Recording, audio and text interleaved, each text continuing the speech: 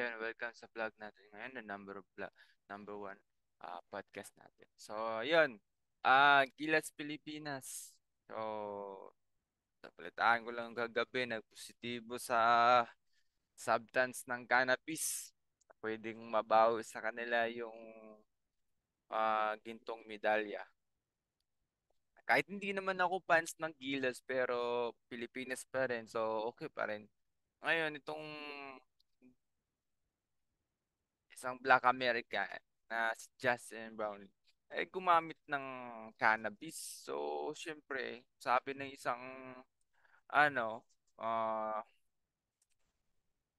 eksperto bago sila pinalaro ng game, nagpositibo sa ano, ito yung isang malaking issue ngayon na pwede kang manalo ng ginto at pwede ring mapahiya ka rin dahil sa paggamit. Hindi pa niya inantay na matapos yung liga ng pa-tournament ng Asia FIBA Asia nang gumamit pa siya ng ganito. At saka dapat nag-consult siya sa doktor kung meron siyang anxiety o anuman problem niya sa buhay niya kasi syempre pinagbabawal talaga yan kasi ano yan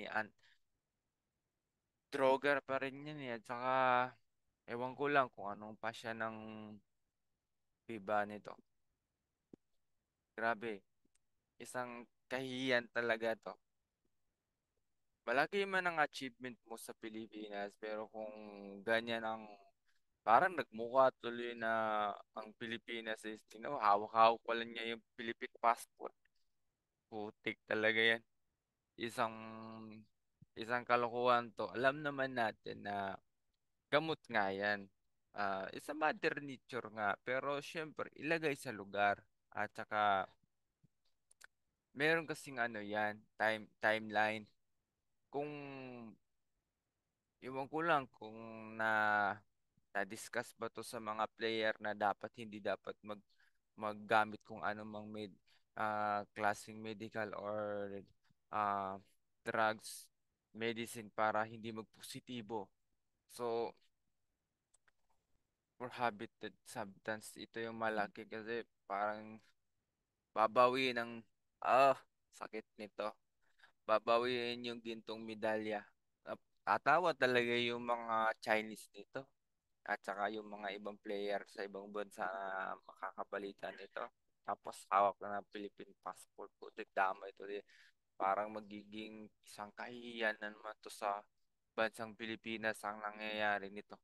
Siyempre, sa la- kagabi, kagabi ko lang talaga na balitaan ng ganito. So, sa susunod na merong paliga ang Pilipinas o sa anumang FIBA na yan, dapat ang mga player ay magkakaroon ng isang malaking screening at saka hindi dapat sila at saka bantayan ng mga security na personnel ng Pilipinas para hindi magmukhang kahiya-hiya itong nangyayari. Sobrang kahiyan to nangyayari. Parang pag sinabing babawiin ang gold, parang ibig sabihin ba nito babawiin sa kanilang lahat o sa kanya lang? Isang isang ano to, isang malaking pagkakamali to.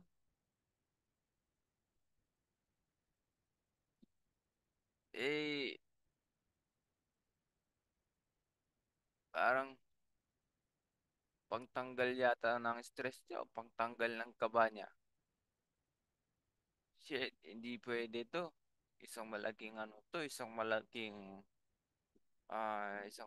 malaking problema to ng Gilas.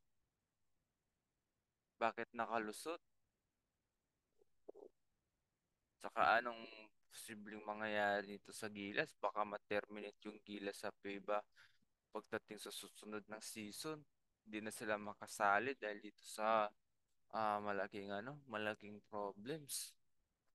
Ayun, lesson learned lang natin. Ako, proud ako sa Gilas, pero kung ganito man ang mangyayari, isang malaking ah, kalokohan to dahil syempre hindi mo nilagay ang sarili mo sa tamang proseso. Kumbaga, dahil ah, sabihin natin malakas ka sa team, ikaw ang team captain ng basketball team, kahit ano man ang rango mo, kung basta dapat ilagay mo sa sarili mo yung tamang proseso, kasi ito ay pag once na magkaroon ka ng technical problem dito, hindi ka na makasali sa team. Posible ang Team Gilas is disqualified sa lahat ng liga. At kahihiyan ang mangyayari at disappointment. Parang pagmukhang wala silbi na lang yung pagkapanalo dahil sa ganitong issue. Mas malaki kasing issue ah, ng pagpositibo mo kaysa sa pero kung wala kasing karampatang malaking ebidensya sa pag-research sa isang tao na positibo, ay mahirap patunayan naman din yun. Pero malalim ang pagsaliksik ng at saka medyo matagal-tagal ang pag-aproba ng pagiging isang negative sa substance. So, sana this is for lesson for uh, Team Gilas na wag na silang gumawa ng ganito.